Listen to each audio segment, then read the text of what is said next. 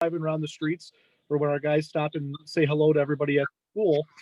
So the inside of it has a computer that our officers use to see where they have to go and what type of calls they're going on.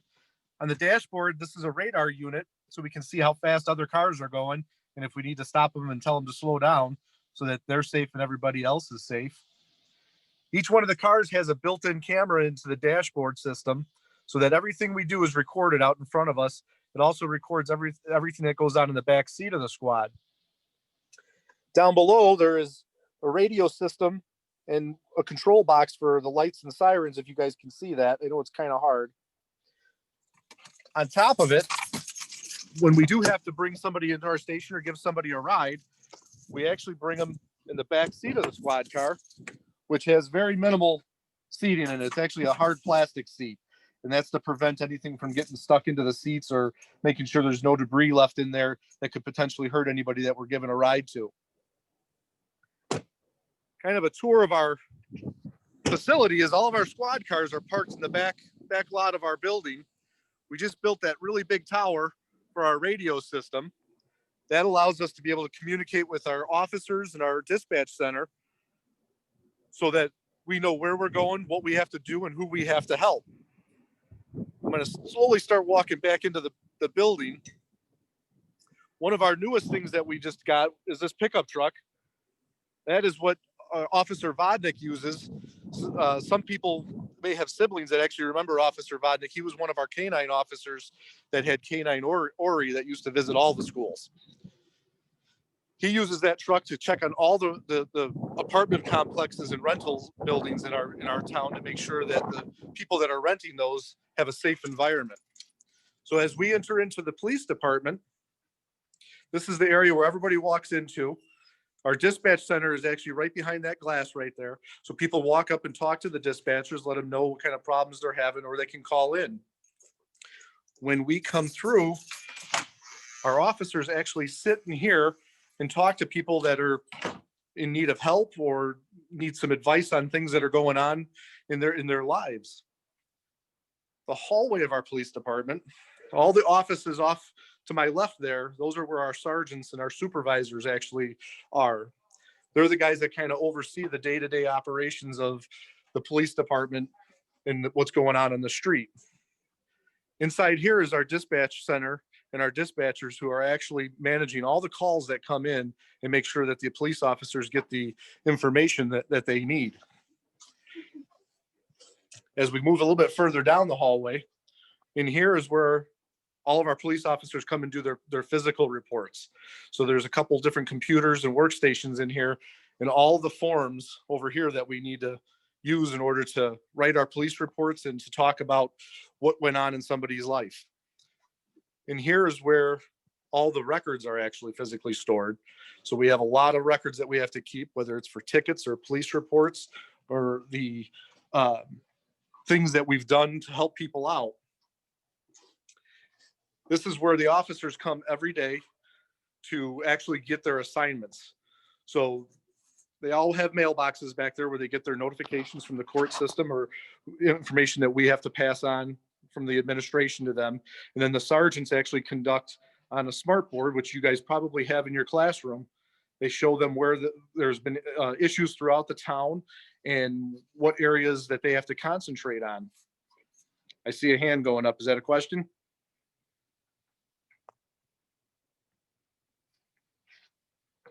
So as we continue on, the area everybody likes to see, which is the lockup area.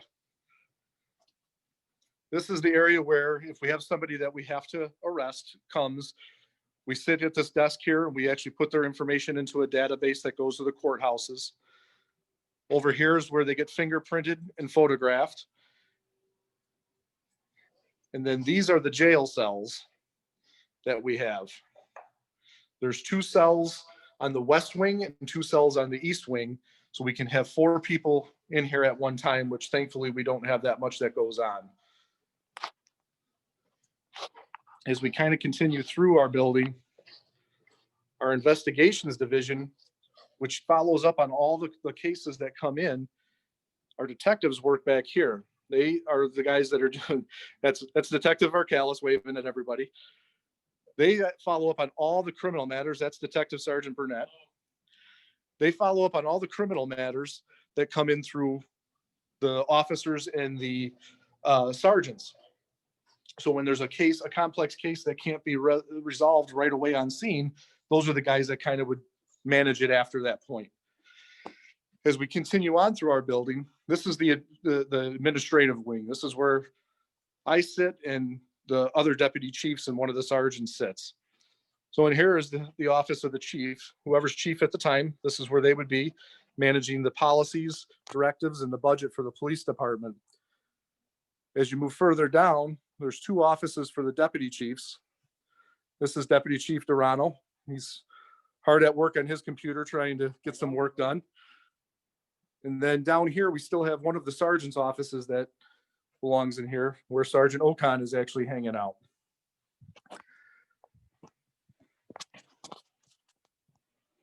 So one of the things is I'm sure all of you have seen like the uniforms that our police officers wear. We usually have our badge. Up on the collar designates the different ranks. So whether it's a chief, deputy chief, sergeant, patrolmen don't actually have anything on their collars. They would actually have a different badge.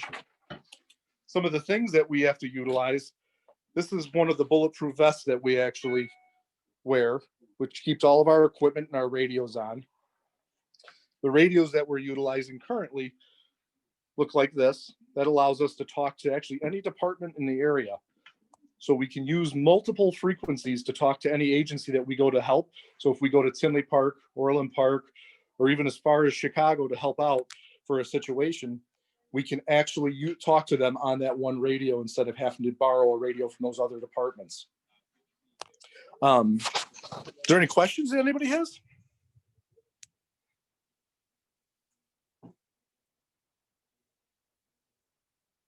So we have a question. Parker has a question for you. Parker, what is your question, buddy? What did you want to know more about?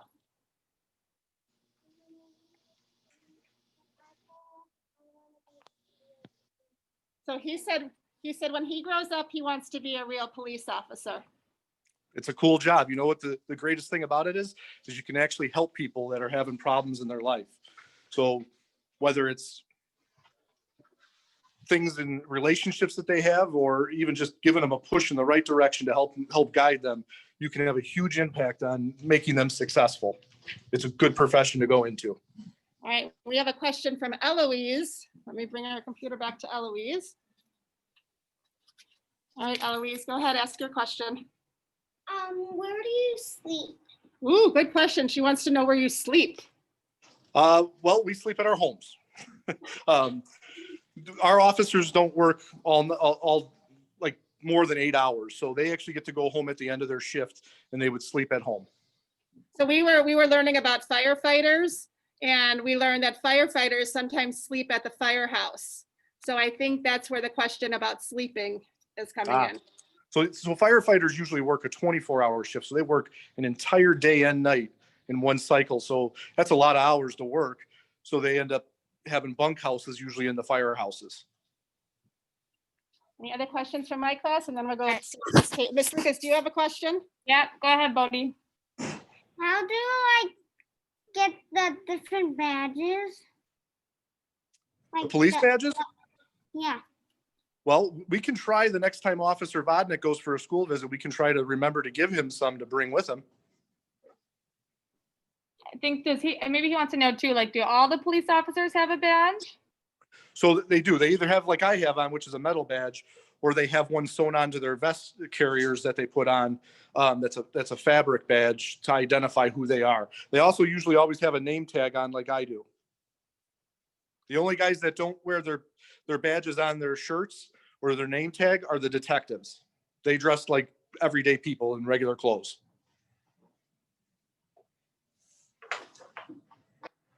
Okay, this is Gracie. She wants to know, how long do police officers have to wear their uniforms? Like, do they always have them on? Usually just when we're working.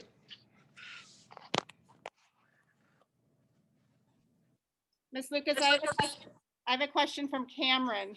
So Chief Jason, this is Cameron. Hi, Cameron. What?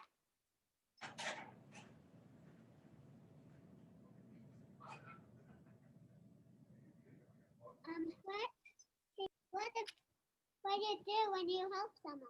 Oh, so she wants to know what you do if you help someone. So not a bad guy. She wants to know how you would help someone. So we help people in a lot of different ways. Sometimes it's just go to talk to them and listen to what problems they have going on and give them advice.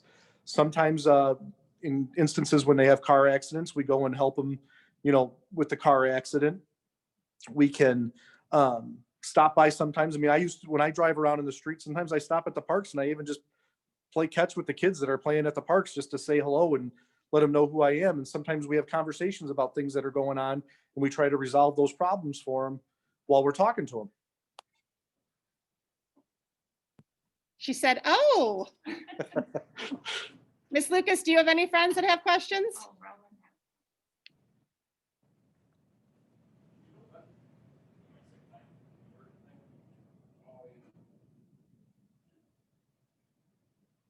How did you get like the handcuffs on villains? Just how do you get handcuffs on if somebody needs them? So usually there's a way the handcuffs go on that they lock themselves on. So like we'll put it on their wrist and it closes on itself. That's how we kind of do it. And most of the time people are pretty cooperative. We don't always have to handcuff everybody, just sometimes we do.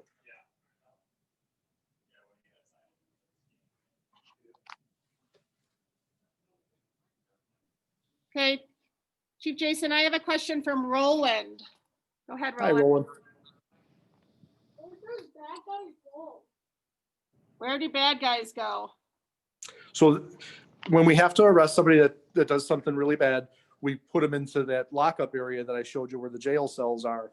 After they're there for a little while, we transport them to the courthouse and the courthouse manages where they go from there.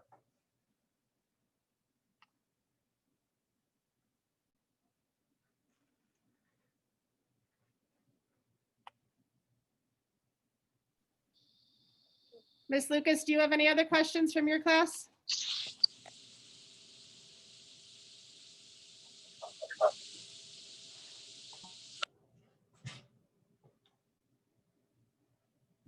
I think we're good.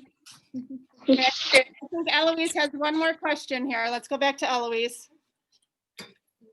All right, Eloise, what's your question? What do bad guys usually do? Well, it all depends. Sometimes people just make mistakes that results in the police having to do something with them. Sometimes they do some bad things. I mean, it's kind of hard to describe some of the bad things that go on. It's kind of like breaking rules with mom and dad. If you follow the rules mom and dad give you, everything usually is okay.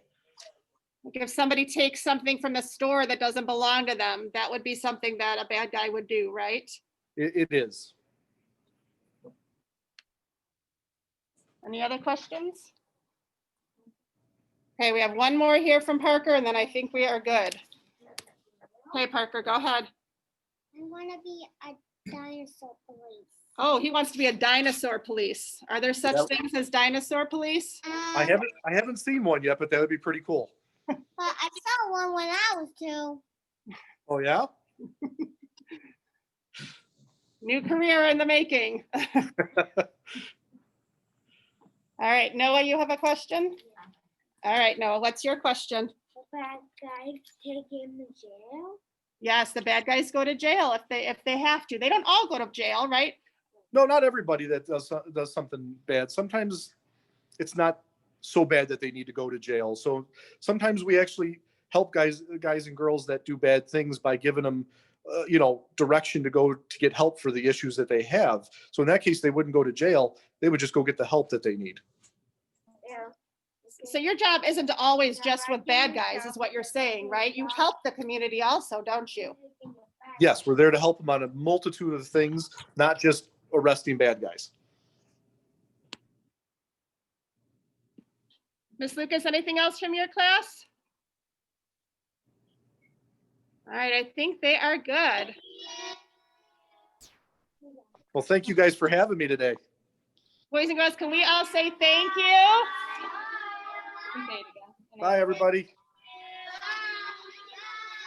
Thank you so much.